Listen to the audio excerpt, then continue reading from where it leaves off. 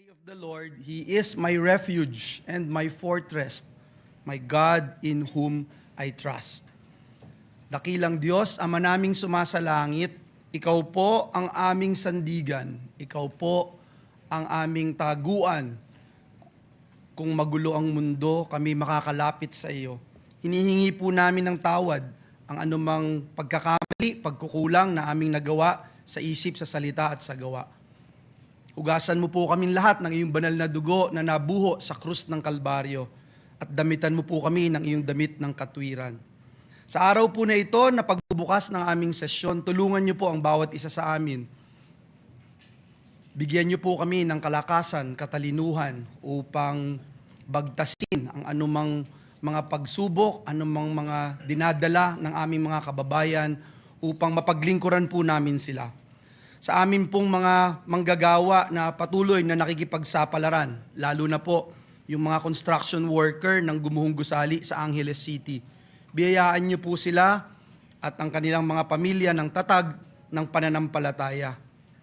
Sa mga kabataang Pilipino na lalo na po yung mga bagong graduates at first-time job seekers, puspusin niyo po sila ng inspirasyon at tibay ng loob na harapin ang mabilis na pagbabago sa mundo ng trabaho. Dalangin po namin na sa gitna po ng modernong teknolohiya, lalo na po ang artificial intelligence, naway patuloy po nilang magamit ang kanilang talino at skills na kapaki-pakinabang hindi lang po sa kanilang mahal sa buhay at pamilya, kundi sa aming inang bayan.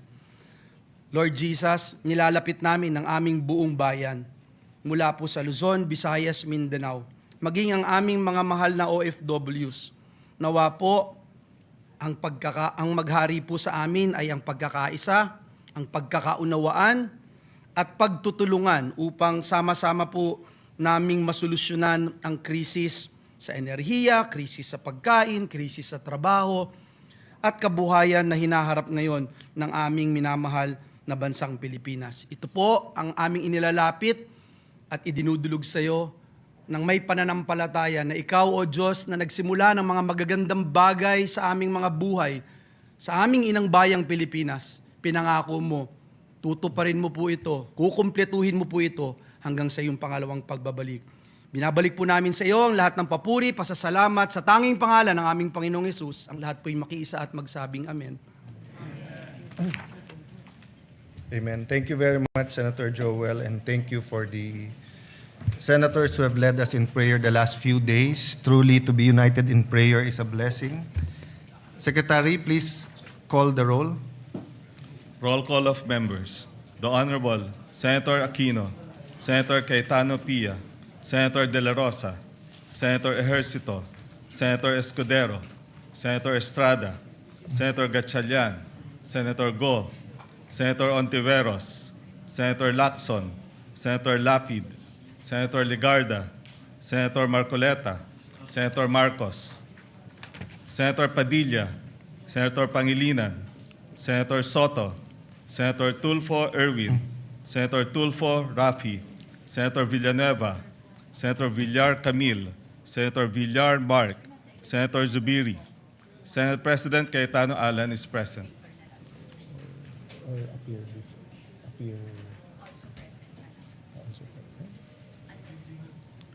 In the building naman, pero wala siya.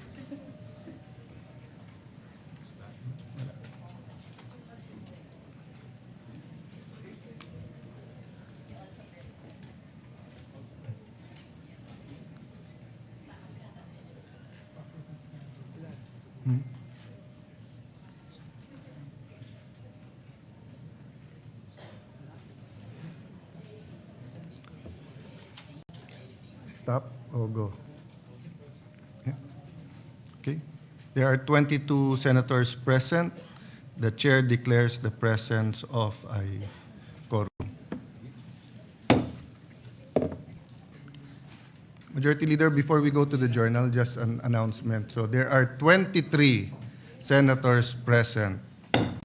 Kaya tinanong ko, stop or go? Before we go to the journal, just an announcement. Joel, you have that? Yung investigation. So, Maybe after the reference of business or even before that, as announced yesterday, we'll have an all-member caucus. We will discuss two things. We'll finalize the schedule. There's some amendments from the Secretariat and also some announcements and some questions, if there are any suggestions for preparation of our staff. Secondly, one senator, and I thank him, but I won't name him because I didn't ask him yesterday, inquired about the investigation of the DOJ to the May 13 events. So we continue to receive subpoenas or requests for information from different agencies and departments. We have, from the start, fully cooperated. We agreed to a joint investigation with DILG, PNP, but somewhere down the line, they decided to do it by themselves. So we want to share the information and get direction from all members just for the information so that there'll be no misunderstanding. Then I guess the news is the news and there's no surprises there. So after the all-member caucus, we will ask the indulgence of the minority kasi the majority, while we are still the majority, will have a majority caucus after. So if there are any important matters you want to bring up after the journal, of course, that is your privilege. Majority Leader. Yes, Mr. President, before we proceed, may I just be allowed to acknowledge some guests from the gallery, guests of our Senate President and the Senate. The Council of Bishops and Ministers Association of the Philippines, CBMAP.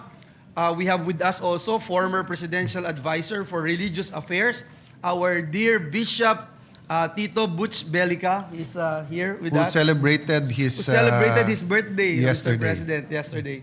Mr. President, we also have guests of Senator Ligarda, Dr. Godelin Hisol, Dr. Jeline Alentahan, and Mr. Rainier Paul Teologo.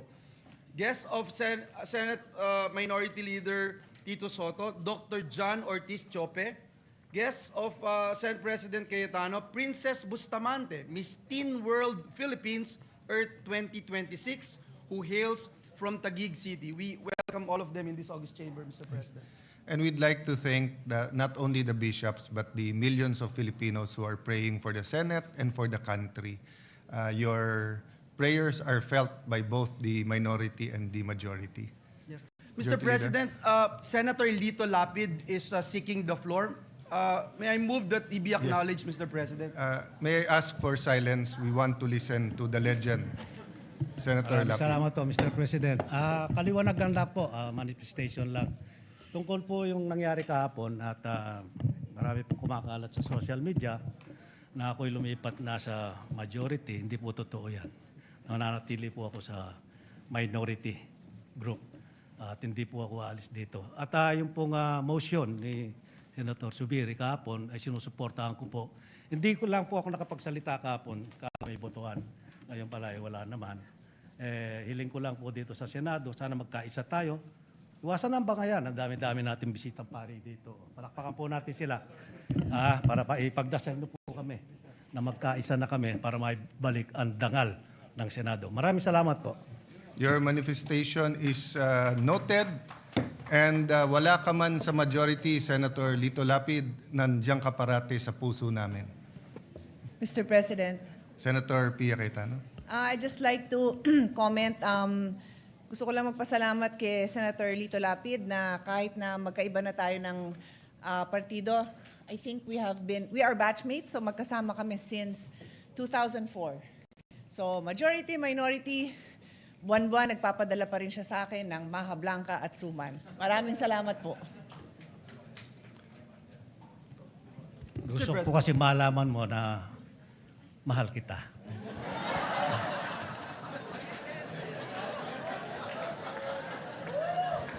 What does the brother say? No, I am trying to figure out bakit Maha Blanca ang binibigay sa kanya. Samantalang sinabi ko na kay Kuya Lito Lapid na ako'y umiinom na ng maintenance medicine para sa kolesterol, pero sisig pa rin ang dinadala niya para sa akin. So iniisip ko kung mahal din niya ako o si Senator Pia lang ang kanyang mahal. Mr. President, nilalapit ka daw niya sa Diyos.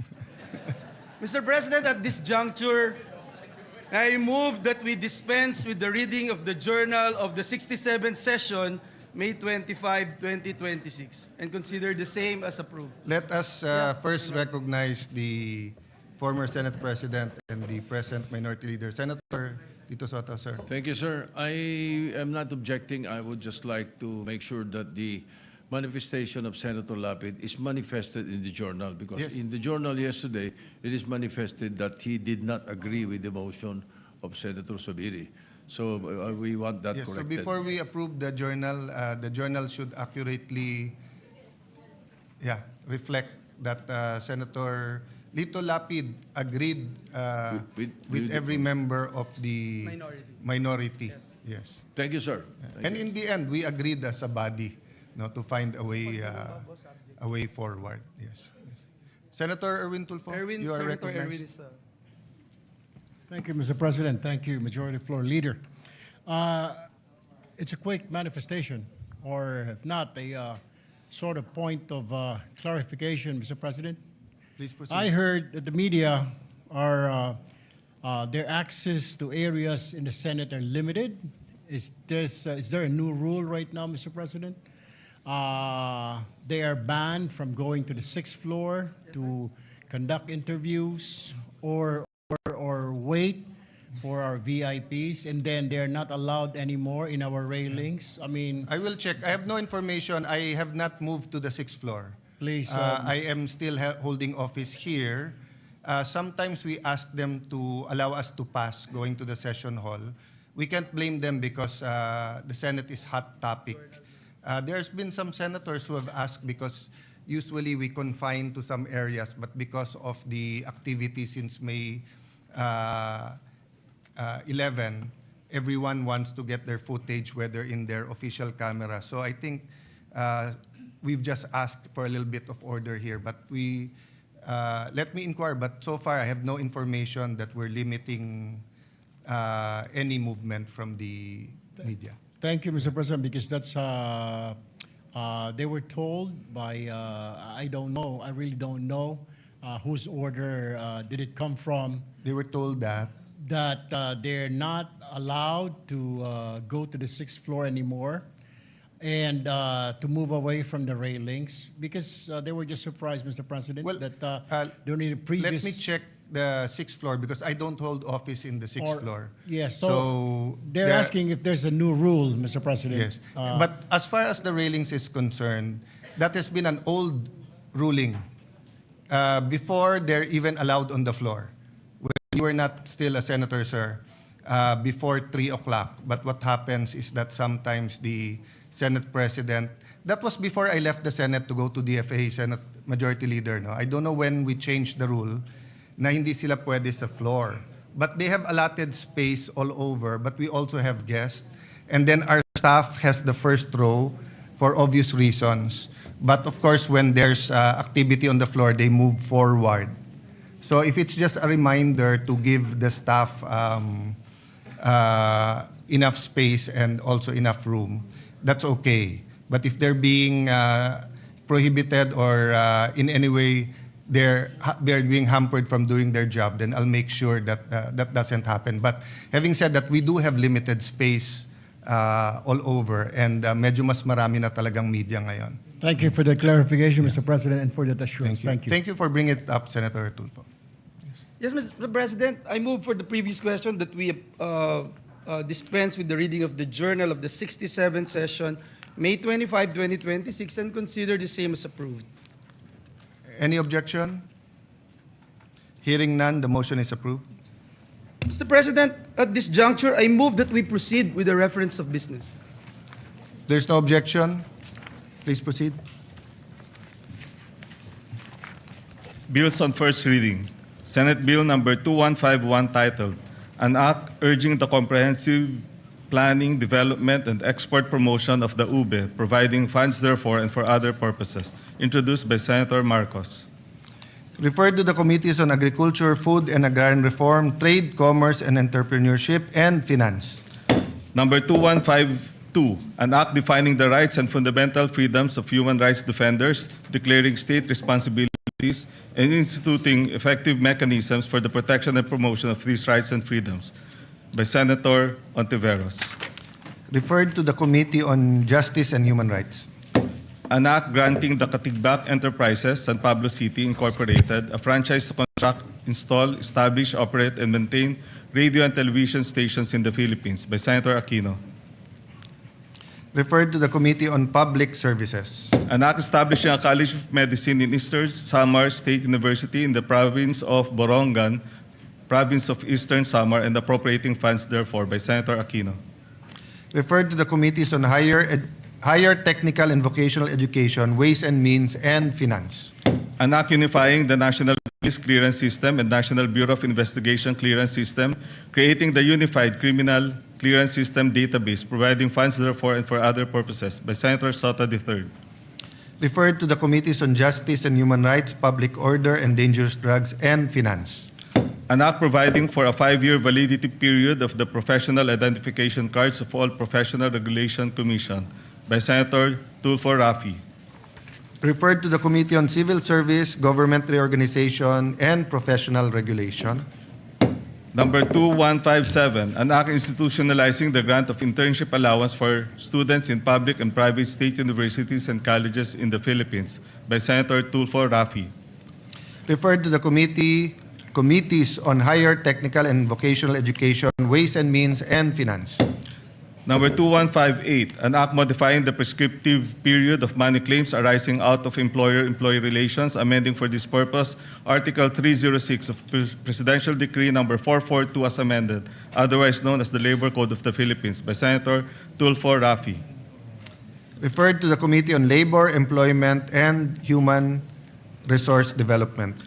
Number 2159, an act regulating the planning, design, construction, occupancy, maintenance, and demolition of buildings, promoting building resilience against earthquake, fire, flood, landslide, storm, volcanic eruption, and multiple hazards within an all-hazards approach to resilience building, enacting a new Philippine Building Act, repealing for the purpose Republic Act Number 6541, entitled An Act to Ordain and Institute a National Building Code of the Philippines, and Presidential Decree Number 1096, otherwise known as the National Building Code of the Philippines, by Senator Tulfo Rafi.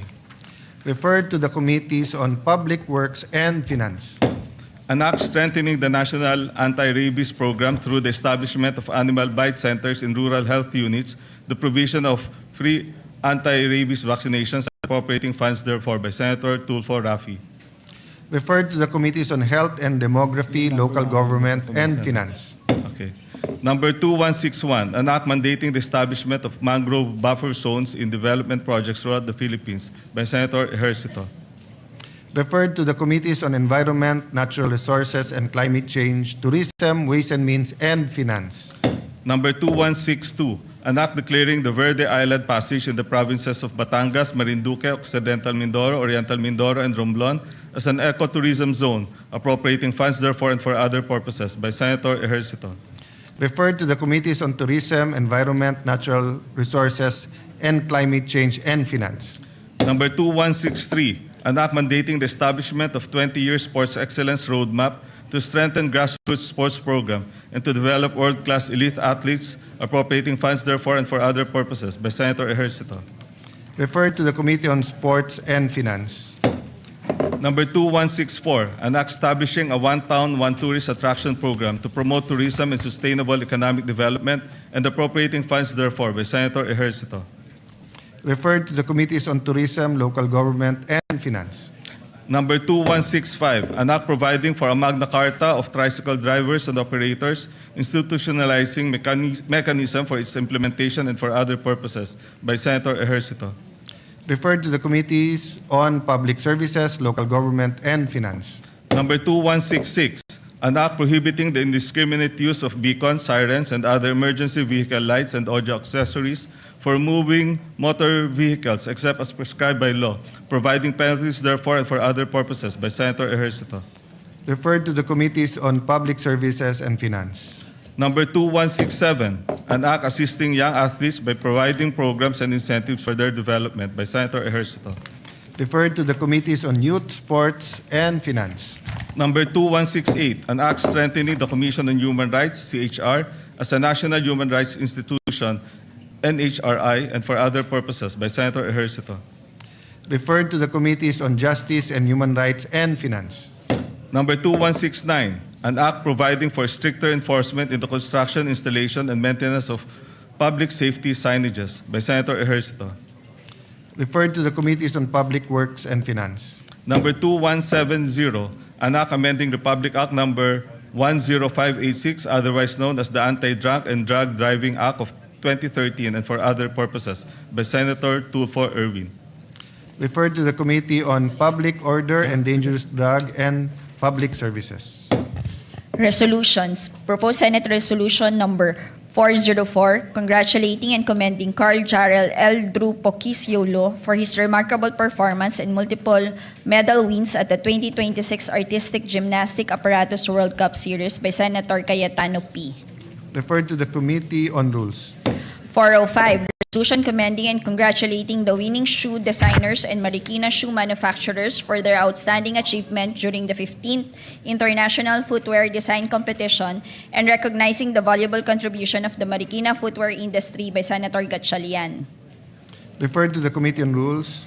406, directing the appropriate Senate committee to conduct an inquiry in aid of legislation into the collapse of a 9-story building under construction in Angeles City, Pampanga, with the end in view of conducting a comprehensive review of the National Building Code and related regulations, strengthening occupational safety standards, and ensuring accountability of responsible parties by Senator Pangilinan.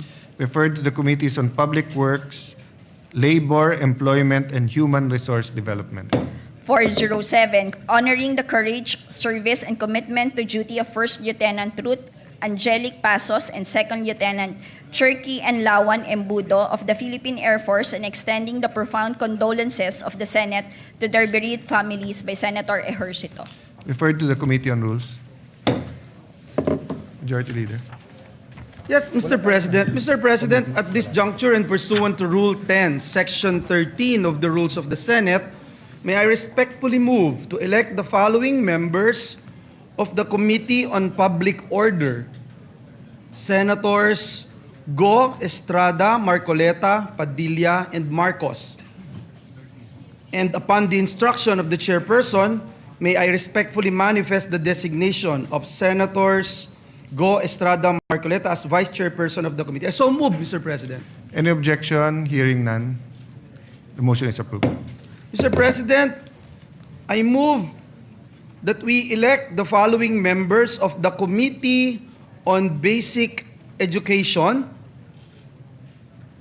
Again, for the part of the majority, Senators Padilla, Go, Estrada, Pia Cayetano, Mark Villar, Marcos Villanueva, and Marcoleta. And upon the instruction of the chairperson, may I respectfully manifest the designation of Senator Padilla as Vice Chairperson of the committee. I so move, Mr. President. Any objection? Hearing none. The motion is approved. Mr. President, pursuant to Rule 10, Section 13 of the Rules of the Senate, I now move to elect the following members of the Committee on Culture and the Arts. Again, on the part of the majority, Senators Padilla, Pia Cayetano, Joel Villanueva, Senator Marcoleta, Senator Marcos, and upon the instruction of the chairperson, may I manifest the designation? Sorry, Mr. President. That's it, Mr. President. I so move, Mr. President. Any objection? Hearing none. The motion is approved. Mr. President, I move to elect the following members of the Committee on Higher Technical and Vocational Education on the part of the majority, Senator Ligarda as Vice Chairperson, and for members, Senator Pia Cayetano, Senator Go, Senator Padilla, and Senator Mark Villar. I so move, Mr. President. Any objection? Hearing none. The motion is approved. May I ask for a minute suspension, Mr. President? Before that, Majority Leader, so I also have the list of other committees. With the permission of everyone, I will approach Minority Leader, I've been approaching Senator Migs or yourself on possible committees of the minority. And then, of course, feel free to read your members of the existing committees at any time because I think the ratio is finalized. Then, just for the information of everyone, we're aware that we do have to constitute the CA, and the Minority Leader and I are talking. We're down to just one seat that we are discussing so that we can finalize. Majority Leader, you motion Move to for minute suspension, Senate minute suspension, Mr. President. for the caucus or just a minute suspension here? So we can talk about it, Mr. President. Thank you. Session is suspended.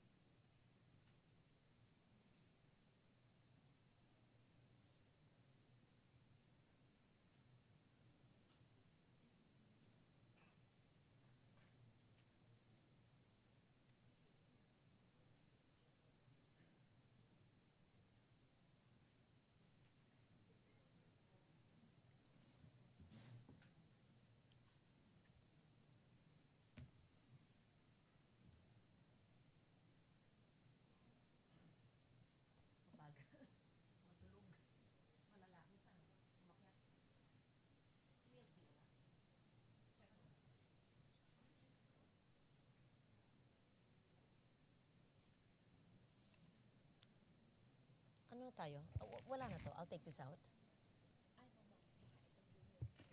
Ah, oh, what is this bill? Citizenship na naman?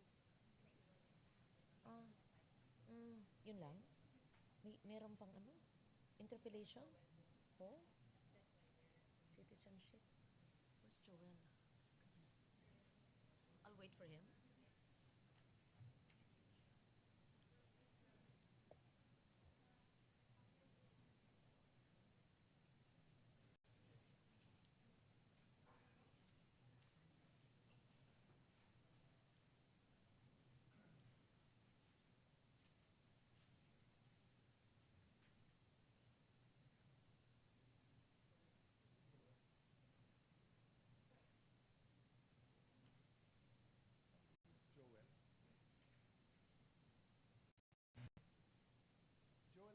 Where's San Joel?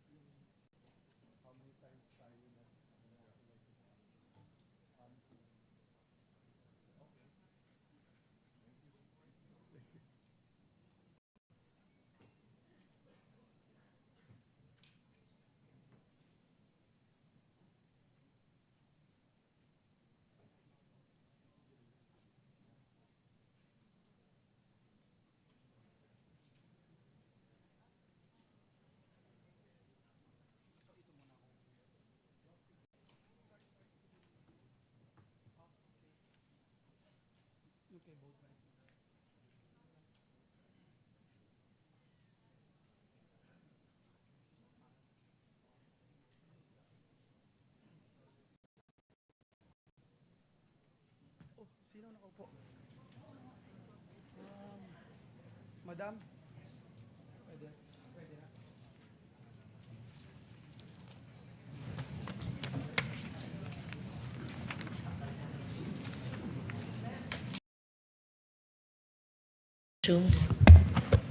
Madam President, may I respectfully move that we resume consideration of House Bill number 6639 granting Philippine citizenship to Mr. Benny Boatwright III. I so move, Madam President. Any objection? Hearing none. Resumption of consideration of the measure is approved.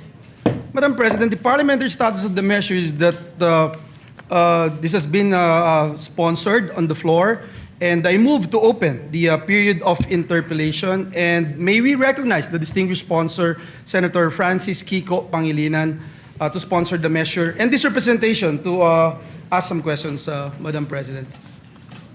We recognize Senator Francis Kiko Pangilinan and to interpellate Senator Joel Villanueva. Thank you, Madam President. Thank you, Acting Majority Leader. Thank you, Madam President. Distinguished colleague, the chairperson of the Senate Committee on the former chairperson of the Senate Committee on Justice. The former, yes. The former. Yeah, may I be allowed to ask some clarificatory questions, some policy questions from this representation, Madam President? Willingly to the basketball star of the UST Golden Tigers. I will no longer ask any questions, Madam. Kidding aside, Madam President, distinguished colleague who is also a sports aficionado, although he hails from a different school, the University of the Philippines, but last time when DLSU bagged the volleyball championship, I saw him saying he is also from De La Salle, so I don't know. But High school. I was a NCAA volleyball Yes. player in the LaSalle Green Hills NCAA Juniors volleyball. Champion po kami ng 4 na taon, Mr. President. Yung UST din po champion. 4-pit sa UAAP, Mr. President. But kidding aside, Madam President, and just to go straight to the point, I'd like to point out some policy questions here, Madam President. In fact, I have been a supporter of this kind of measure. In fact, this representation filed and sponsored the naturalization of Justin Brownlee. I know for a fact, Madam President, the importance of being competitive, especially in the international leagues.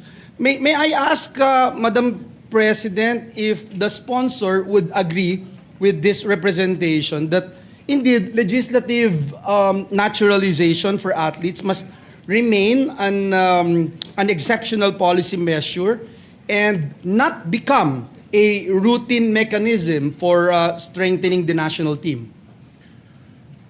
We agree, Mr. President, that it should be taken more as an exception rather than the rule, Mr. President. In exceptional cases, the legislative naturalization may be, or ought to be, or can be resorted to by the Senate, by Congress, Mr. President. Thank you for that, Madam President. And if I may also, and the distinguished sponsor could correct this representation if I'm wrong, because under the FIBA rules or FIBA regulations, countries are generally limited to only one naturalized player in official competitions, indicating, Mr. President, Madam President, that even international basketball rules contemplate naturalization as a narrow exemption rather than the foundation of a certain national team. That is correct, Mr. President.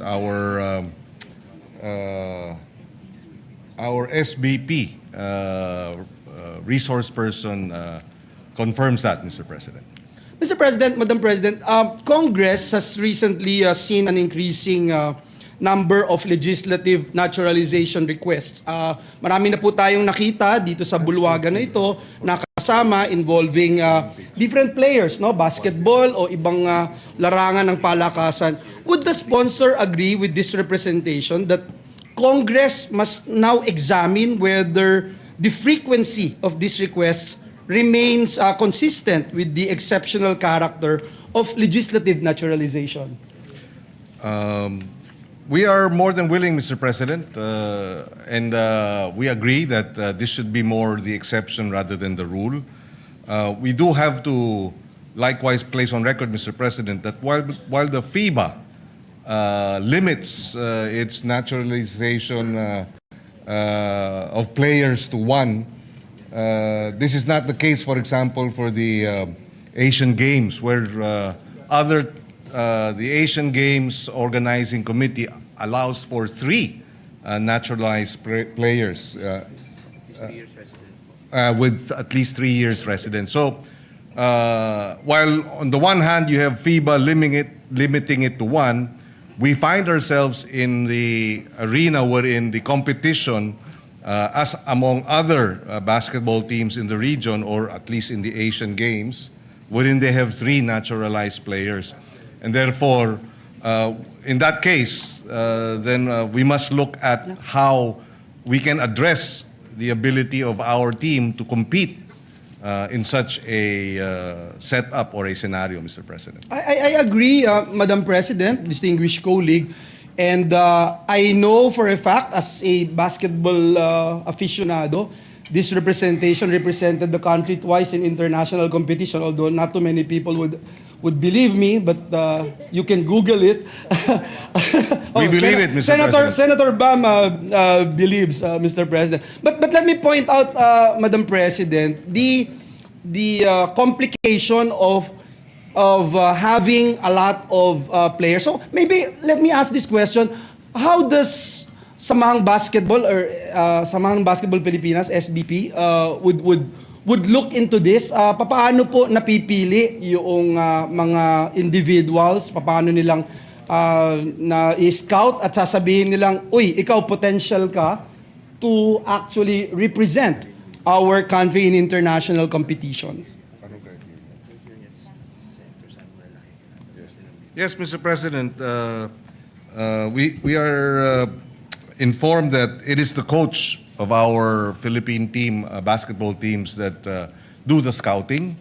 And there are several criteria, but currently, given the competition that we are facing, the stiff competition that we are facing, a key component, apart from, of course, the willingness to embrace Filipino citizenship and the attendant interest in becoming Filipino, would be the height, for example.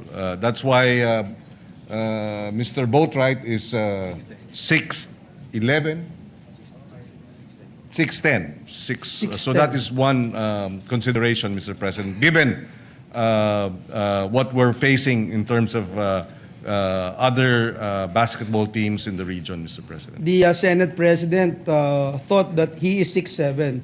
So it's 6'10". The height is 6'10". 6'10", Mr. Yeah, President. Mr. President, I have no problems with the gentleman, the nominee, Mr. Benny Boatwright. I have seen him play several times in the professional basketball. It's just that unfortunately, he actually had an Achilles tear, if I'm not mistaken, like a year ago. So that is also my concern. Like, of course, when you look at the pool right now, and I think the gentleman, the distinguished sponsor would agree with this representation, that FIBA recognizes players that acquire their nation's passport before they turn 16 years old as locals. But again, under FIBA international regulations, Book 3, Article 3-21, there is a clause that allows players to still qualify if they have continuously resided in a country for at least 10 years before their 16th birthday. So, my point here, Madam President, is that indeed our teams, for example, in this particular case, our Gilas, should really prepare long-term preparation when these issues would come in. For instance, Madam President, and I really feel bad that it took so long for us in Congress to pass that citizenship of Justin Brownlee. And I'm not sure how old he is right now, but I think he has been waiting for about 4 or 5 years before he became a naturalized Filipino, and that's the only time that he represented our country. So again, would the sponsor agree that these rules, as mentioned by this representation, significantly affect long-term roster planning for Gilas Pilipinas? Because, for example, Mr. President, as a basketball aficionado, and I think a lot of us here in this August chamber would agree with me, we have, for example, and we have acquired the services of Jordan Clarkson. We have Filipinos right now playing in the semifinals of the NBA. You have Dylan Harper, half Filipino, from the San Antonio Spurs. We have Jared McCain from the Oklahoma Thunder. So, are we at all entertaining the idea of securing their services to represent our country? Has that been discussed?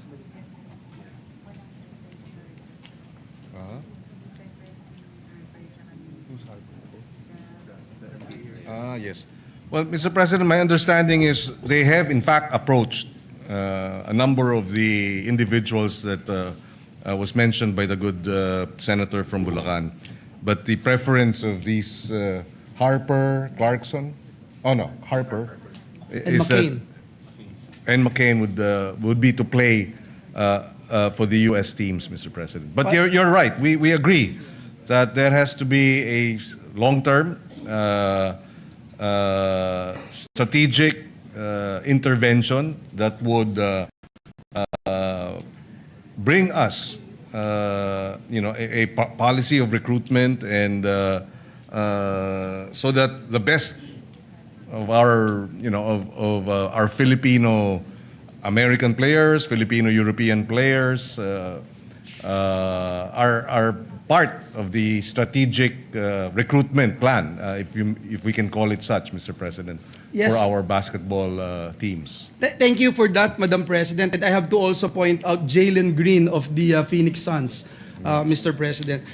Just so we don't forget, Mr. President, if this proposed applicant is naturalized, as mentioned a while ago by the distinguished sponsor, he cannot play with Justin Brownlee in FIBA rules, but he can play with Justin Brownlee in Asian Games. Is that correct, Your Honor? That is correct, Mr. President. Thank you for that. Again, I was just told that Justin Brownlee now is 38 years old. And that is why yeah. he is not a spring chicken compared to his other teammates, Mr. President. But I would attest, Mr. President, that if I am to choose the best ever naturalized Filipino citizen to play for our country, it would be Justin Brownlee. And I think a lot of people would agree with me. I agree with you, Mr. President. With regards to his performance. Mr. President, just not to belabor the matter, I just have two more questions. Considering that the Philippines already has existing naturalized players, ano po yung specific rationale for seeking naturalization of another basketball player to the point na do we need at least 3, for instance, if you talk about Asian rules, or how long do we or how many times do we need to do this, Mr. President, just to set our policy straight, Mr. President? Yes, Mr. President. Currently, we have 6 players, Mr. President, naturalized basketball players granted Philippine citizenship. Indonesia, for example, based on the data given us, has 5. Lebanon has 5, and Japan has 12. So this gives us a sense of the competition out there in terms of naturalized players of their respective countries mentioned. And that's why we do have this pool of players. There are several considerations. For example, some of them are better suited with respect to other players in another team. So the chemistry will be different for each player, and therefore a pool of players will then give our coaches more flexibility and leeway in terms of being able to put together a strong team, Mr. President. And it's not a policy that we're only looking after at these players with the enormous height advantage. Is that correct, Your Honor, or that is the main goal? That is a consideration, Mr. President, but of course the ability to gel, the attitude, the character. In fact, when we were hearing this measure on Benny Boatwright, his coach mentioned that among many or almost a significant number of the imports that he has worked with, walang sakit ng ulo na binibigay itong si Benny Boatwright. He is in that sense very manageable and very disciplined, and does not give them any headaches, Mr. President. Coachable. Ika nga, Madam President. And I've seen him, Mr. President, no? And that's why I keep on saying I have no objection of him being naturalized. I'm just trying to do my best to set the stage specifically when it comes to our policies, Mr. President. And as the sponsor made mention a while ago, ang pinaka-importante yung attitude and character. There were rumors before that there are some athletes, I'm not sure if it's in the world of basketball or other sports, na pagkatapos pong makuha yung citizenship, aalis na ng bansa at dun sa ibang bansa nahuli or nagkaroon ng mga kaso, etc. Mr. President, yung huling tanong ko po, mga parte dito sa panukalang batas na ito na nagsasabing hindi po pwede na i-take for granted lamang yung citizenship na pagiging isang Pilipino, kung hindi dapat maging embrace din niya yung ating karakter bilang isang tunay na Pilipino na law-abiding citizen at sinasalamin niya yung karakter ng isang Filipino citizen, Mr. President. Yes, Mr. President, we made this clear during the hearings. In fact, Senator Jinggoy Estrada was there asking Mr. Boatwright about his intentions regarding residing in the Philippines.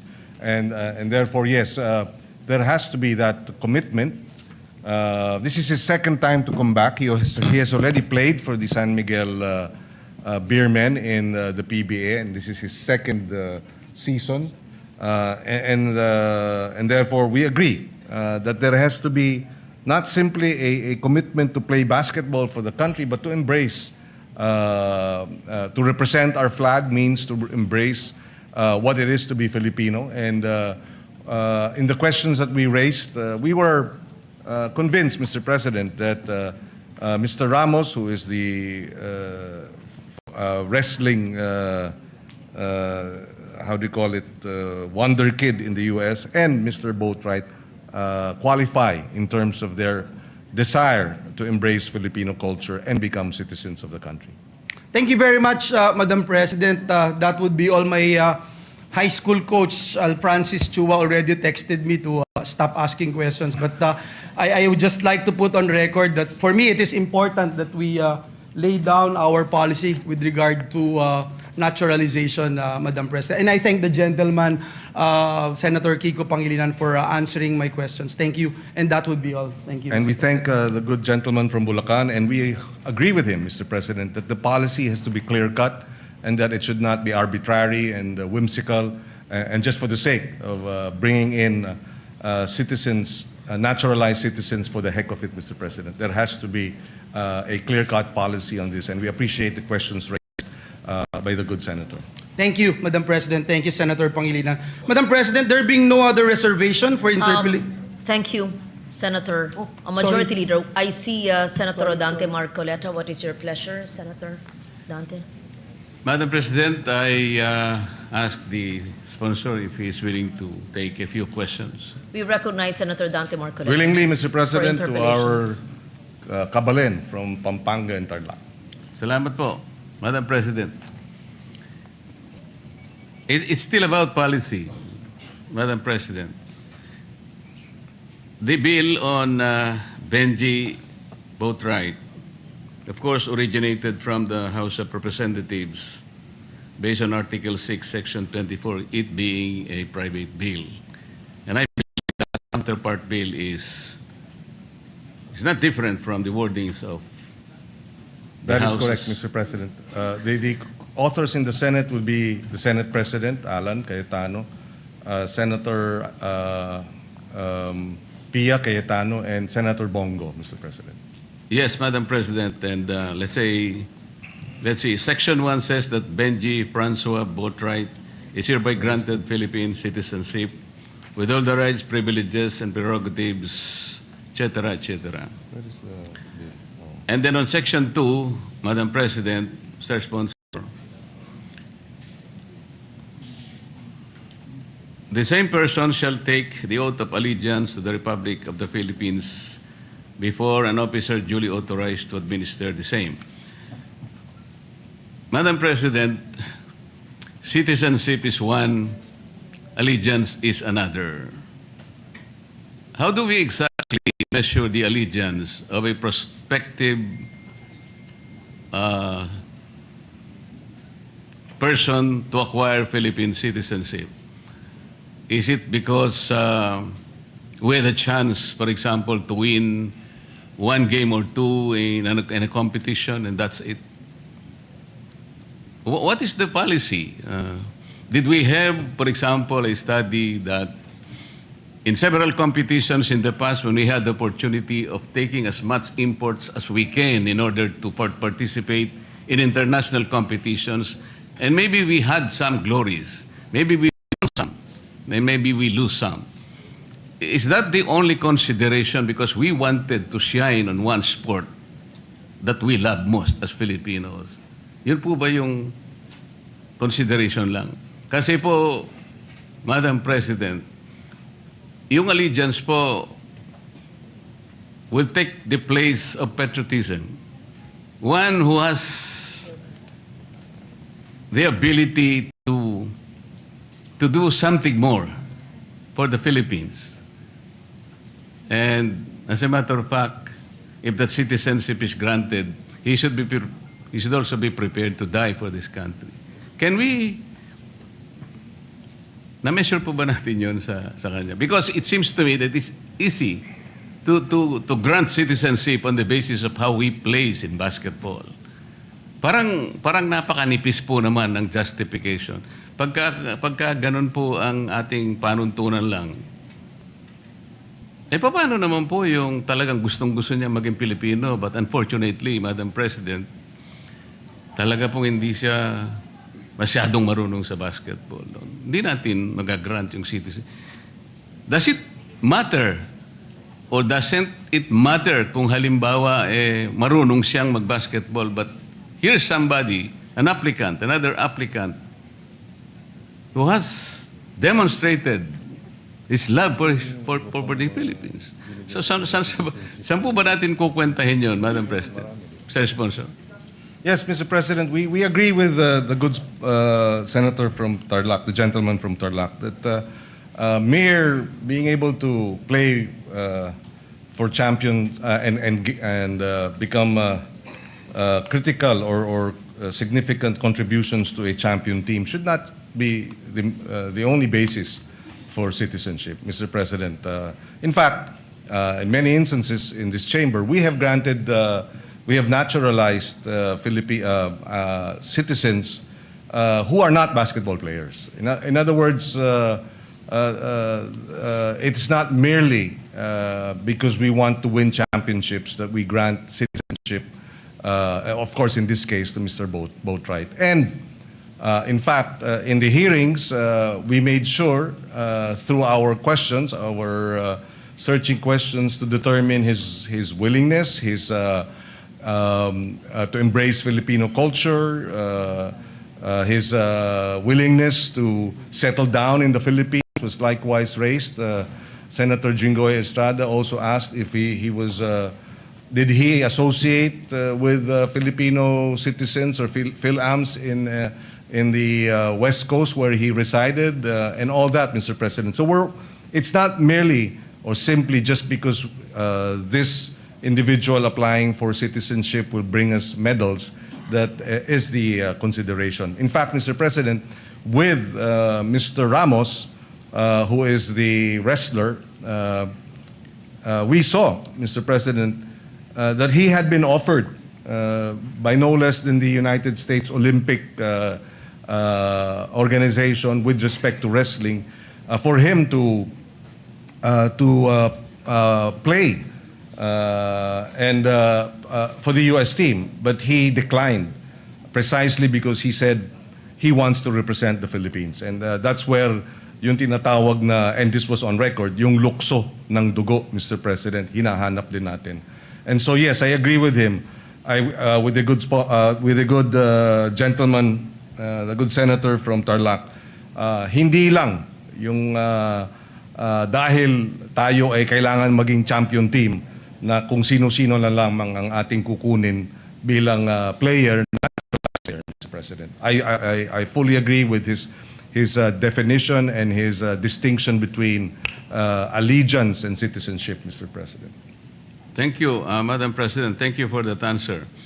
I am belaboring this, Madam President, because yung pong mga ibang naging Filipino citizen kahit hindi basketball players, ang alam ko po, when I was still in the House of Representatives, we were diligently examining the applicant kung gaano po yung kakayahan niya para embrace po yung kultura natin. Ang katotohanan nga po, nagpakita silang lahat ng mga manifestasyon at saka ng mga ebidensya, how they carried themselves, how they embrace Filipino culture. Kung ano po ba yung nagawa nila extraordinarily para sa bansa. There were special circumstances, Madam President. Kaya in most cases, ay talagang pinayagan namin. Pero pagka yung maliwanag na maliwanag, isang bagay lang po ang kaya niyang gawin ay yung humawak siya ng isang bagay na bilog, yung bola lang. At sasabihin niya sa atin na kaya ko po kayong tulungan na makakuha ng ilang medalya. Parang napaka simplistic naman po. Sana meron pa pong iba sanang mga pamantayan na magagamit natin. Kasi po si Mr. Ramos, ang kaibahan na niya ay ang mga magulang niya Pilipino. Ito pong isang ito, palagay ko, Amerikano po ito. Mexican and African American. Yun nga po, wala talaga siyang Pilipinong dugo. Kaya sana sa ganito po sanang mga instances, susuriin po natin mabuti para sa ganun, hindi lilitaw po na napakadali pala nating i-grant ang ating citizenship na para sa atin ay isang bagay na dapat po ay kinakailangan naman maging masinop tayo, maging mahigpit sapagkat ang pagiging Pilipino po ay hindi basta-basta po ibinibigay ng kahit kanino. Salamat po, Mr. Sponsor. Sumasang-ayon po ako at palagay ko, yun talaga ang mangyayari dahil si Ginoong Senador Marcoleta na po ang magiging chairman ng Committee on Justice at siya po ang tatalakay sa mga citizenship bills sa darating na mga araw. At maraming salamat. Thank you to the gentleman from Tarlac and Pampanga for the interpellation. Maraming salamat. Thank you, Madam President. There being no other reservation for interpellation, may I respectfully move to close the period of interpellations and debate. So move, Madam Is President. there any objection? The consideration of the measure is closed, and Period we of terminate the period of interpellation. Thank you, Madam President. At this juncture, may I move that we open the period of individual amendments of House Bill number 6639 and recognize the sponsor, Senator Kiko Pangilinan. So move, Madam President. Please proceed. Thank you, Mr. Sponsor. President. Thank you, Majority Leader, Acting Majority Leader. Mr. President, we do not have committee amendments. There are no individual amendments, and therefore, with the permission of our colleagues, we can move toward to the period of amendments. Mr. We President. join the distinguished sponsor for moving the termination of the period of individual and committee amendments. So move, Madam President. Any objection? Hearing none. The bill has no amendments whatsoever, and therefore it is, consideration of the measure is closed and passed on second reading. No Madam objection. President, I'm about to move. Okay. You've close lang moved. muna. You've not moved for a second reading yet. About to, Madam Closure President. of the period of amendments. Thank you. Thank you, Madam President. May I, before we Just- move for the just a quick approval, question, the Senate Senate- President would like to Yes, take the we floor. recognize Senate President Cayetano. Senator Pangilinan, congratulations for all you've done in the Committee on Justice. So if he becomes a citizen, he can already vote. As long as he registers, yes, Mr. President. So he will have voting rights. That is correct. Mr. So Vote Right will have vote right will have voting vote rights. rights. Okay. Yes, Just voting wanted to rights. clarify. Ano naman? He will have the right to vote. Thank you, Mr. Yeah, and President. we are all hoping that he votes right. Madam President, I move that we approve House Bill number 6639. So move, Madam President. Any objection? Hearing none, the said measure is now approved on second reading. Congratulations, Senator Kiko Pangilinan. And Madam President, some of our colleagues wanted to be co-author of this measure. Let me put that Would you into like the to record, read them Mr. into the President. record, please? Yes, Madam President. Who are these co-authors? Everyone present, Madam Everyone President? present to be made co-authors of said measure. Thank you. Co-sponsor, Madam President. Co-sponsor Yes. or co-author or both? Co-sponsor because To co-sponsor the measure, yes. Let it be let Placed in the everyone record. present here today Yes. be made co-sponsors of the said measure. Thank you, Madam President. Madam President, I move that we suspend consideration of House Bill number 6639. So move, Madam President. No objection, hearing none. Consideration of the measure is hereby suspended. Thank you, May I Madam ask for a President. minute suspension, Madam President? Session suspended. Thanks.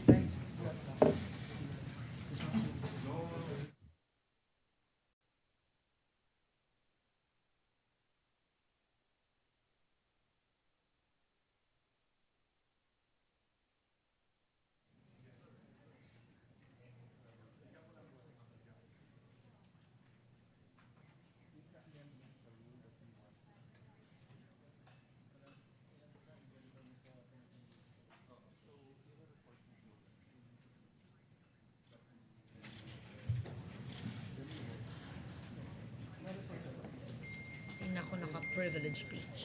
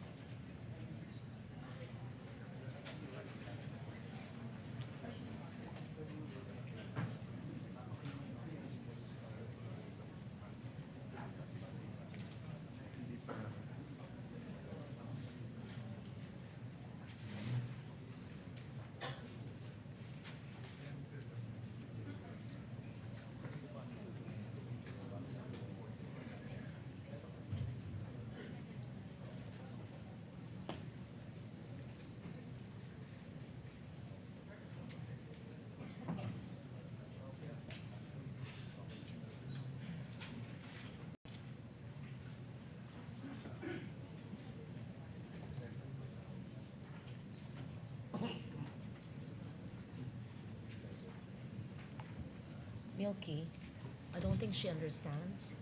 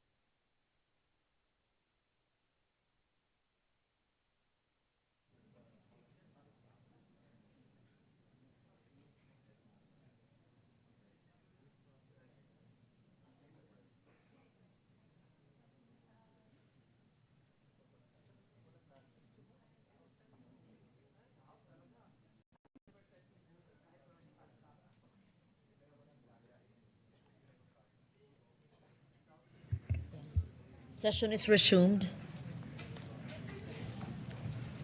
Madam President,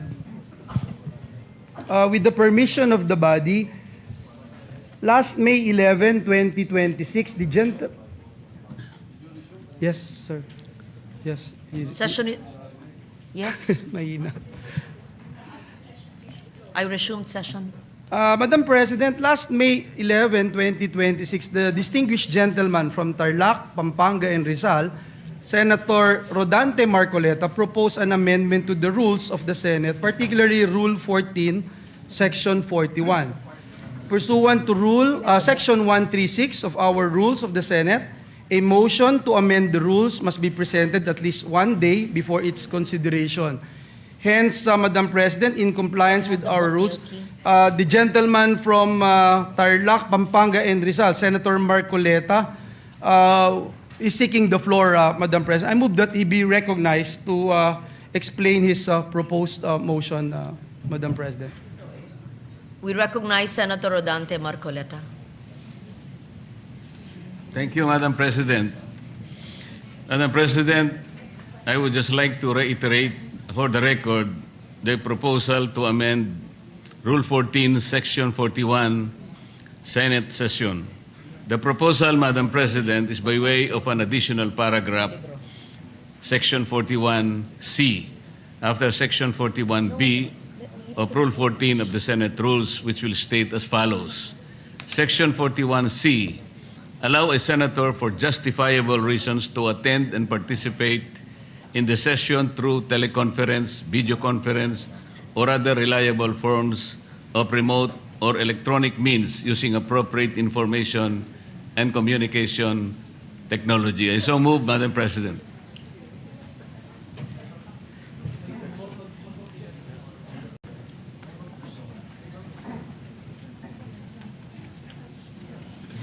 We take note of the motion of Senator Rodante Marcoleta. I recognize Senator Ping Lacson. Yes, thank you, Madam Yes. President. This is a parliamentary inquiry. What is the status of the motion introduced by the Honorable Marcoleta last May 11? Has it been referred to the Committee on Rules? I am told that it's been referred to the Committee on Rules, Majority Leader. Okay. Yes, it has been referred to the Committee on Rules, and that's why in this particular deliberation, the Committee on Rules is giving it back to the floor for plenary action, Madam President. Thank you, Mr. President. Has the Committee on Rules been constituted? I believe that Senator Joel Villanueva is the acting Majority Leader. Yes. And would be the best position Okay. to answer Thank the you, question. Madam President. In the meantime, I recognize Senate President Cayetano. Madam Chair, with the permission of Senator Villanueva, so the Committee on Rules is not reporting out the No, my The question, Mr. proposal. President, I'm sorry, Yes. Madam President, with your permission. My question is, has the Committee on Rules been constituted? Yes.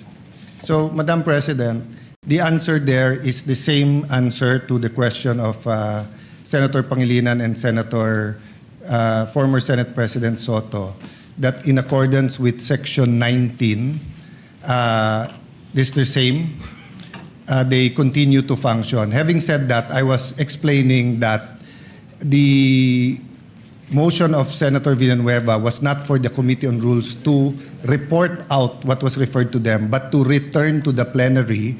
Because if you look at Section 136 of our rules, the rules may be amended by means of a motion, which should be presented at least one day before its consideration, and a vote of majority senators present shall be required for its approval. So you do not need the endorsement nor the forwarding of the Committee of Rules for the amendment of the Committee on for the amendments of the rules. So the only requirement is that it is put on the floor at least one day before, or the proposal is made, and that a majority of the senators present will vote for its approval. So I just wanted to clarify that, just so that we don't have any miscommunication that whether or not the Rules Committee met, who are the members, etc. Because right now that's irrelevant. because we have given back to the plenary the proposal. Yeah. Very clear. Thank you, Senate Madam President. President, Senator Lacson recommends. does it mean that we are now disregarding the committees of the Senate? So the committee chairman or the chairman of any committee, including the Rules Committee, may just report out any motion or any resolution referred to it in plenary, and then just, it is within his power to just report it out by himself without any deliberation in the committee, without any committee report. Is that the new rule now, Mr. President, Madam President? It is Madam clearly, There's no new rule. I read the rule. Yeah. Senator Lacson is referring to resolutions or And motions. communications or anything referred to the Committee on Rules. We're talking about a motion to amend the rules. We had the option of taking it up, but since everyone asked for one more day, it was given to the Committee on Rules. The Committee on Rules has an option to take it up, but the acting majority leader or acting chairman of the committee gave it back to plenary, and the plenary is more, how do I put it? Supreme. Supreme, thank you, Senator Lacson, over the committee. So we didn't disregard the committee. It is our choice from the start whether we want to give it to the committee or not. So when we give it, so for example, I have a motion now to to extend the session to June 12 instead of June 5. That could be given to the Committee on Rules, or upon coordination with the House, the plenary can decide it directly, or we can give it to the Committee on Rules, and after he talks to the House of Representatives, he can even report it out, or he can easily, legally, morally, just say that I am tossing it back to the plenary, which is what's happening today. So Thank it's you, not a Madam new rule. President. That is assuming that there was no referral. But in this case, and I'd like to invite the attention of the body to Journal number 62, dated May 11, 2026. And if I may read the particular portion of this journal, proposed at 6:25 p.m., the session was resumed. Proposed amendment to the rules of the Senate. Senator Marcoleta proposed an amendment to Rule 14, Senate sessions of the rules, by inserting a new paragraph C under Rule 41, which reads, A or C, allow a senator for justifiable reasons to attend and participate in the session through teleconference, video conference, or other reliable forms of remote or electronic means using appropriate information and communications technology. Now, here's the portion, Mr. President, or Madam President. While expressing no objection to the proposal, Senate President Cayetano A. suggested giving the Committee on Rules time to discuss the matter. Now, my question is, was there any discussion by the Committee on Rules? Apparently, there was none, because it's now being reported out by the acting majority leader without consultation with any of the members. And by the way, Madam President, wala pang Committee on Rules eh. I believe that it was mentioned, and I will reiterate from my understanding that there was no Committee on Rules meeting because that motion is reverted back to plenary. Madam Meaning, Chair. we are ignoring the fact that, of course, committees must hold meetings, but this particular motion is being referred back to plenary. And may we just put on record, it says in Rule or Section 136, the rules may also be amended by means of a motion which should be presented at least one day, and we're complying with that, before its consideration, and the vote of the majority of the senators present in the session shall be required for its approval. I believe that is what the Senate President had explained. Evidently, Madam President, action was taken. And the action was to refer it to the Committee on Rules, since the position of Majority Floor Leader was vacated. So how can the committee properly function in the absence of a committee of the committee members. As Now, the I'll Senate invite- President Madam Chair. had stated, Let me finish, there is Madam a rule President. of a continuing operations of the committee But they while were the new head vacated, has Madam not President. Walang members ang Committee on Rules. So we cannot invoke continuity because we vacated all committees, all positions, including the members. And may I invite you to Section 24 of our rules, Madam President. The committees shall hold meetings to discuss, decide, and submit a report on all matters transmitted to them. This was transmitted to the Committee on Rules. So the committees shall hold, including the Committee on Rules, shall hold meetings to discuss, decide, and submit a report. There's no report, Mr. President or Madam President. Madam President. So we're violating our own rules. been. We recognize Senate President Yeah, Cayetano. Mr. President, the chair already made the ruling and it's not appropriate to argue with the chair because as explained to Senator Lacson, the committee did not report it out. He read the journal of May 11, but he did not read the motion of Senator Joel today. His motion today was pursuant to Rule 136 of the rules, a motion to amend the rules, meaning if Joel was no longer the majority leader, if I was the majority leader now, or even an ordinary member, that motion was carried. No one objected that we take it up. Because, Madam Chair, we're bringing it back to plenary. So natural po, walang discussion sa Committee on Rules. Kasi wala naman po sa rules natin na kailangan i-discuss sa Committee on Rules. We did that on May 11 so that everyone will have an opportunity to study the rule. It's a very simple amendment. So we should go to the discussion of the amendment if anyone is objecting to the amendment.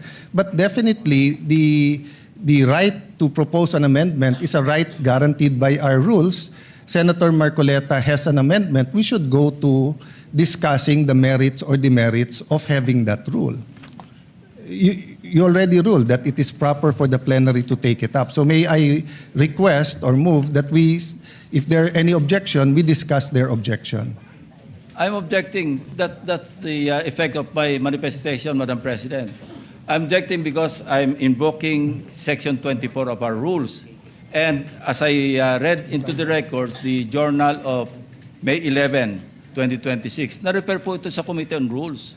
And there was no discussion. Action was taken actually by this body. Then, Madam Chair, if there's an objection, may I move that we divide the House? Point of order, Madam President. On that issue, not on the issue of whether or not the rule is good. Your issue is whether or not it's proper to take it up on the floor. The position of the majority is that there's no rule being violated. So we will vote. The presiding officer has already ruled, but the gentleman continues to object. So we have to vote on it. Mr. President, We're not objection. voting on the amendment yet. Objection. We're voting on whether Yes. the amendment is proper or not. Yes, interjection, Madam President. Yes, Minority Leader, Senator Soto. We will have to support that resolution or thinking of Senator Lacson, which is we did not constitute the Committee on Rules. So what are we discussing right now? I suggest that we constitute the Committee on Rules and discuss it there. How do I know this? Ako minority leader hindi ako member ng rules. Ex officio Tumawag ba? Hindi. Ano to? Binabraso? Point of order, Madam Chairman. Where in the rules does it say that an amendment has to pass the Committee on Rules? Section 24, Madam President. Anong sabi po sa Section 24? The committee shall hold meetings to discuss, decide, and submit a report on all matters transmitted to them. Madam And this- Chairman, that's thank not you. the rule. The rule Yes. is 136. 136. Can you So- please, for the third time, may we request the Senate President to read into the The record rules Rule may be amended 136. by means of a motion which would be presented at least one day before its consideration, and the vote of the majority of the senators present in the session hall shall be required for its approval. So I respect their objection. But how do we determine objections in this Senate? We vote. So if there is an objection, they have already explained their position. We have explained our position. I move that we divide the House, Madam Chair. May I, Mr. President? We are several members of the minority here, and only Senator Lacson has spoken. Why are we railroading this process, Mr. President? I have a Chair. number of issues that I'd like to raise regarding this motion, Mr. President. They are citing Section 136, assuming, for the sake of argument, that their position is correct. The second paragraph, Mr. President, says the rules may also be amended by means of a motion, which should be presented at least one day before its consideration. We submit, Mr. President, that the earlier motion that was entered or was referred to the Committee on Rules. This is a new motion, Mr. President. correct. And therefore, we have to take consideration of the one-day requirement before we can act on it, Mr. President. And that should be, if not tomorrow, because we don't have any session tomorrow, that should be on Monday, Mr. President. Madam take President. Again, let me reiterate. The rules may also be amended by means of a motion, which should be presented at least one day before its consideration. We submit that the motion that was mentioned last May 11 was referred Yes. to the Committee on Rules. Yeah. This is a new motion, Mr. President, that is being presented on the floor, which requires that it be presented one day before it is considered. And therefore, we have to consider this motion on Monday, Mr. President.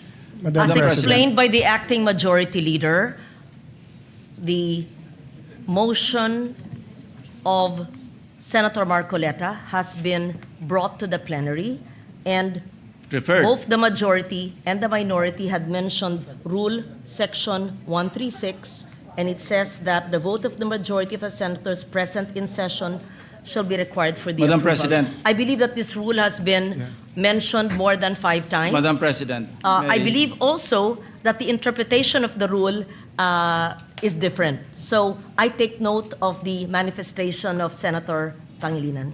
may, Mr. President, may- if I may just continue, Mr. President.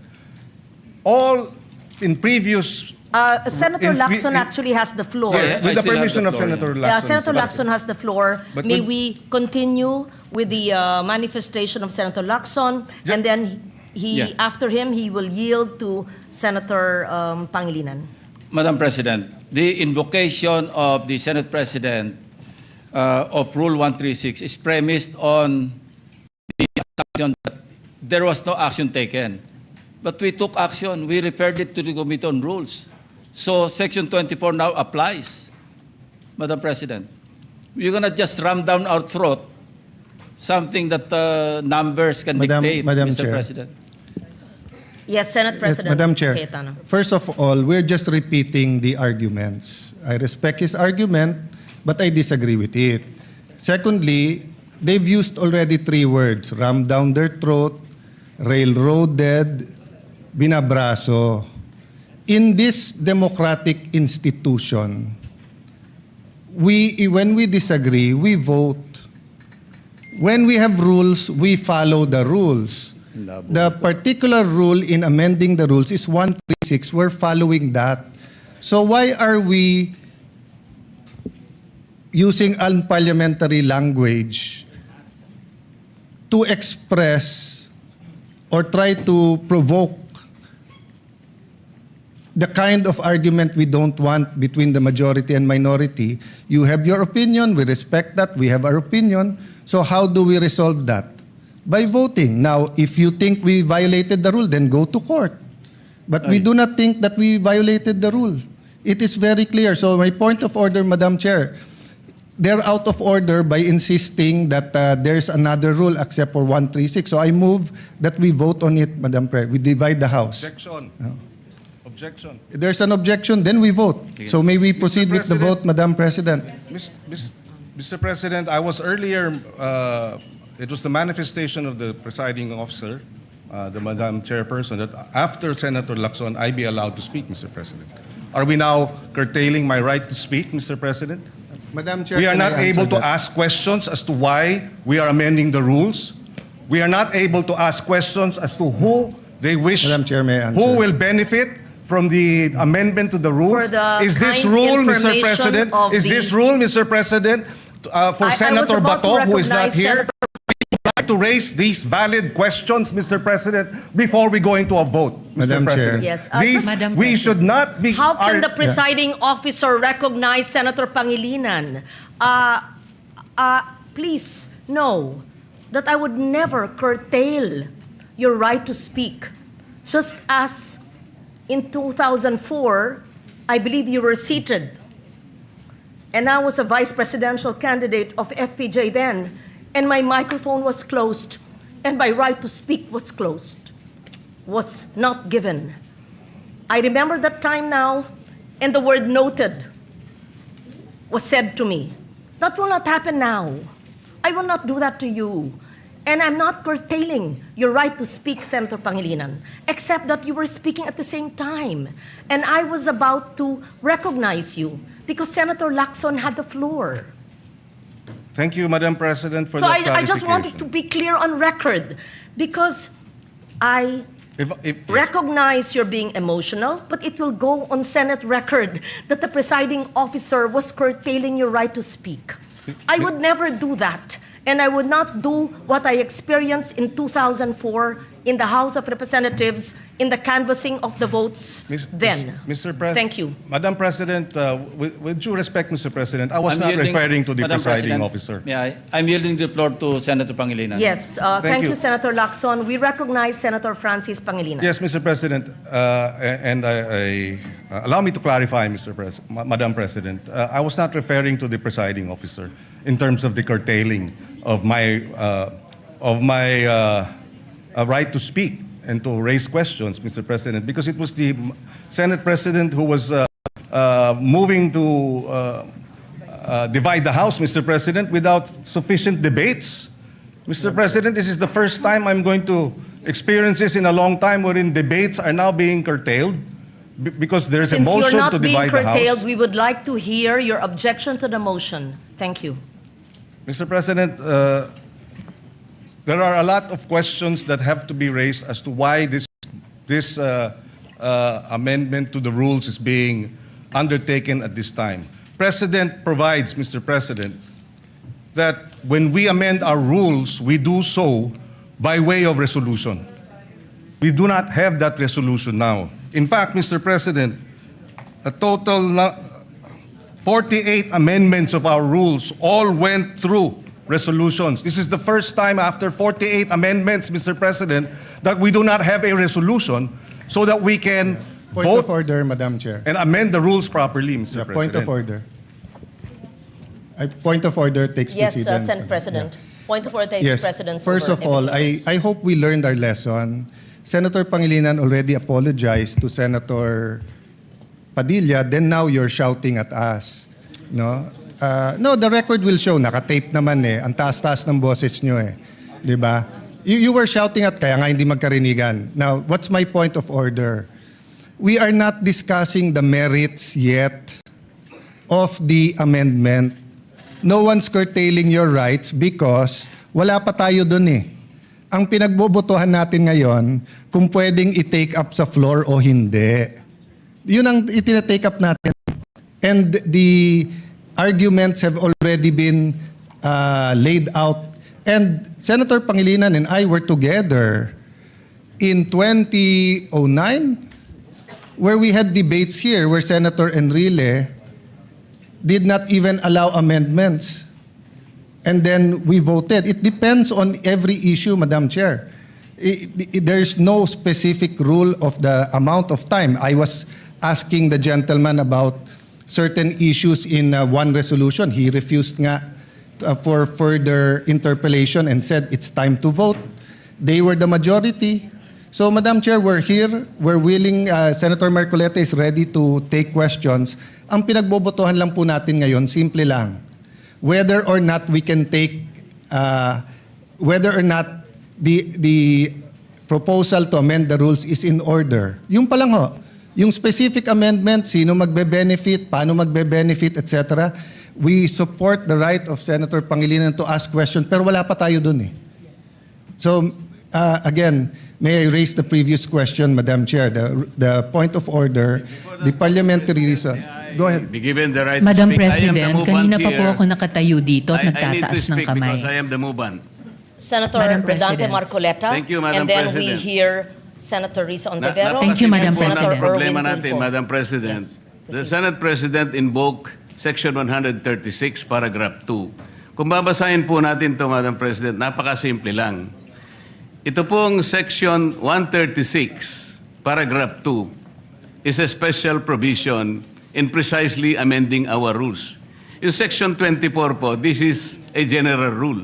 Kung mapapansin po ninyo, it presupposes that it will take up all the bills referred to that committee. General po yung function niya. 136, second paragraph, is a special provision. Sa principle po ng batas, yun pong special provision takes precedence over a general provision. Yun lang po, basahin po ninyo. Hindi nga po, it will not even take one day because this is not a new motion. Kung mapapansin nyo, ni-reiterate ko lang po ito eh. It was already moved last May 11 pa po. So that is even more than one day. So who is talking about one day here?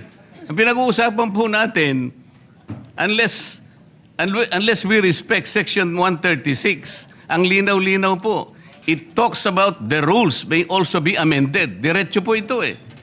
So this takes precedence over Section 24. Simpleng-simple lamang po ito eh. Madam President. Thank you, Senator Marcoleta. We recognize Senator Risa Ontiveros. Salamat, Madam President.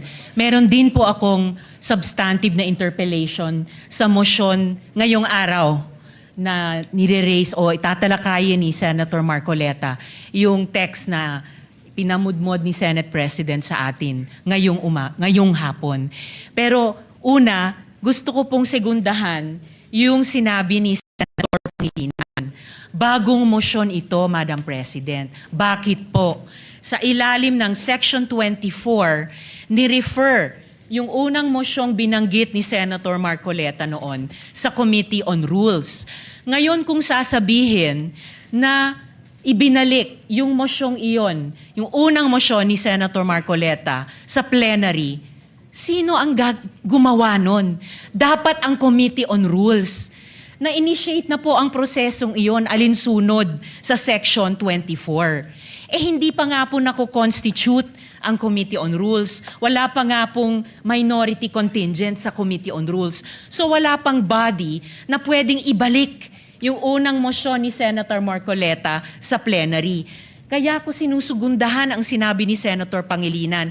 Ito pong mosyon na gustong talakayin ni Senator Marcoleta at Senate President sa atin, bagong motion po siya. Kung kaya't nag-a-apply po ang Rule Section 136 na kailangan bigyan ng isang araw pa pagkatapos ito i-move para talakayin. And tama si Senator Pangilinan, sa Lunes pa po yun, Madam President. Salamat, Madam President. Madam President, without giving meaning to anything, ito Senator pong Marcoleta. mahirap kasi kung wala po tayong legal background dito. Kaya sinasabi ko na nga po, hindi po bagong motion ito eh. Hindi siya bagong motion. Kasasabi ko lang po, May 11, minub ko na po ito Madam eh. Sino po President, magsasabi na bagong motion? point of order. Ad hominem. Sinasabi ko lamang po, ang Hindi, sinasabi Madam ko lang, President, kanina ko po sinasabi. Hindi po tama yun. Section Sasabihin yung 136. kasama niya Pwede po ay ba? walang Session is kinalaman, suspended. Pwede po walang bang alam sa pagbigyan batas.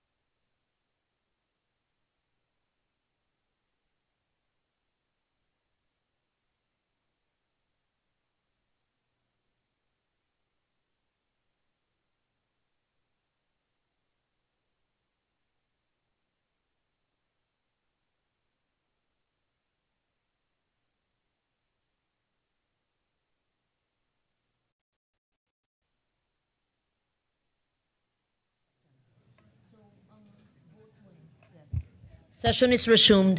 Madam Chair. Yes, Senator Cayetano. I'm listening to the two senators, and as I mentioned kanina na wag na tayong gumamit ng brasuhan, etc. And I see the point of Senator Risa, but I'm also listening to Senator Marcoleta. It's kumbaga sa libro, iba yung love language, but I don't think they're meant to be any offense. Having said that, we're only discussing whether we will take up the amendment or not. And we have exhausted already all the arguments. This is a simple motion, so I move that we divide the House. May I reiterate my motion. Then we can go into the merits and they can try to convince us whether or not we agree. So the motion is to take up the amendment to our rules, as proposed by Senator Marcoleta. The objection is that it is not in order because we did not follow our own rules. Madam Chair, Madam President, Before that, Madam President, yes, we recognize Senator Erwin Tulfo. Madam President, my question is, why is the majority in such a hurry to tackle this motion? This allowing a senator for justifiable reasons to attend and participate in the session through teleconference, whereas in Rule 14, Section 41, under B, it says convene and hold the session through teleconference, video conference, or other reliable forms of remote or electronic means using appropriate informations and communications technology system due to force majeure, Madam President, or the occurrence of a national emergency. I guess, Madam President, this justifiable reason, what is that? Does that fall under force majeure or does it fall under national emergency, Madam President? My question Madam is, Chair. why are we in so hurry? Why are they, the majority, in a hurry to tackle this motion and divide the House, Madam President? We need answers in the minority. Madam Chair. Or is it because, Madam Chair, they're in a hurry because of news reports that probably two of our colleagues might land in jail this weekend? Is that the reason why? Is that the reason why they have to have this inserted, the Section 41C, para makaboto po kung sino man yung makukulong dahil sa announcement ng ombudsman na may lalabas na po ang warrant ng ilan sa mga kasama natin, Madam President. That is my question, Madam Madam President. Chair, We the recognize gentleman Senator- is out Senate of President. order because his question sa nagmamadali, bakit, can be discussed in the actual motion. Can be discussed after the motion whether we should take it up. We take offense that bibigyan niya ng ganyang kulay. It's just like us saying, are you afraid if we have the hearing on the Blue Ribbon on flood control, mababanggit ka rin? You do not make that kind of statements here in the Senate because you assume good faith from everyone. That rule hindi minadili. May 11 pa ho yun. So Madam Chair, I move that we divide the House. And the voting will be done via No viva one- voce. Madam President, Minority Leader. I move to adjourn or a quorum call.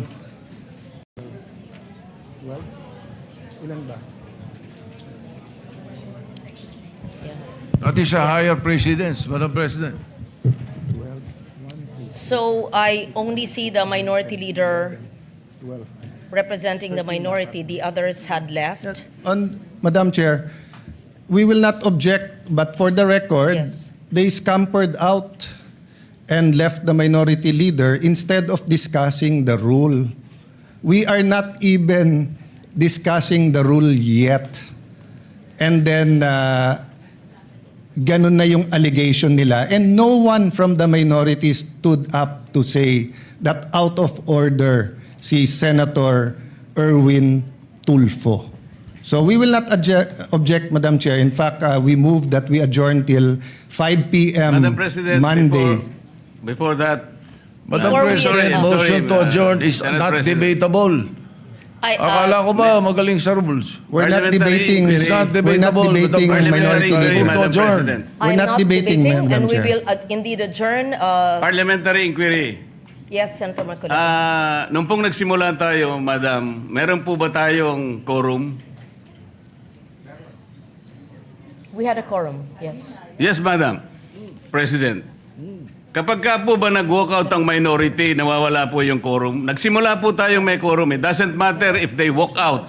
Yes, I think we still have the quorum. Madam President, once there is a quorum call, you have to call the roll.